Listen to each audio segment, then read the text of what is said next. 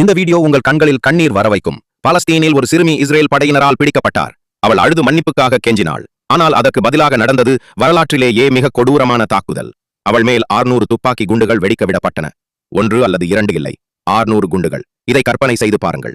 Israel படைகள் ஈரானின் அணு நிலையத்தை தாக்கி முக்கிய அதிகாரிகளை கொன்றுவிட்டனர். ஆனால் அவர்கள் இப்போது புஷர் அணு நிலையத்தை அழிக்க திட்டமிட்டுள்ளனர்.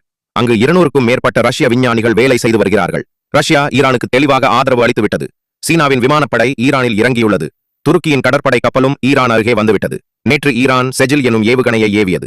இது உலகையே அதிர்ச்சியில் ஆழ்த்தியது. இந்த ஏவுகணையை ட்ரோன்கள் தாக்க முடியாது, ரேடார்களையும் தவிர்க்கும் திறன் உள்ளது.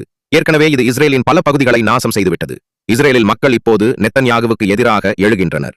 வடகொரிய தலைவர் சொன்னார், இஸ்ரேலும் அமெரிக்காவும் உலகை அழிக்கும் புற்றுநோய் போன்றவை என. ஒரு கேள்வி, ஈரான் அணு ஆயுதங்களை தயாரித்து வருகிறது. இவர்கள் இப்போது வெளிப்படுத்திய ஏவுகணைகள் உலக நாடுகளை பயமுறுத்திவிட்டது.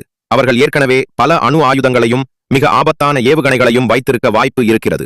சீனா இஸ்ரேலில் வாழும் தனது குடிமக்கள் அனைவரும் உடனே நாடு விட்டு வெளியேற சொல்லியுள்ளது. ஆனால் ஈரானில் உள்ள சீனர்கள் குறித்து ஒன்றும் கூறவில்லை. அமெரிக்கா இன்னும் நேரடியாக இந்த போரில் ஈடுபடவில்லை. ஆனால் ரஷ்யா மற்றும் சீனாவின் ஆதரவு காரணமாக அவர்களுக்கு பெரிய ஆபத்து உள்ளது. உங்கள் கருத்து என்ன? ஈரான் தனியாகவே இஸ்ரேலை சமாளிக்கக்கூடிய சக்தி இருக்கிறதா? கமெண்ட் பண்ணுங்க. மேலும் இந்த மாதிரியான பயனுள்ள வீடியோக்களுக்கு எங்கள் பக்கம் மீடியா ஹபை ஃபாலோ செய்யுங்கள். நன்றி.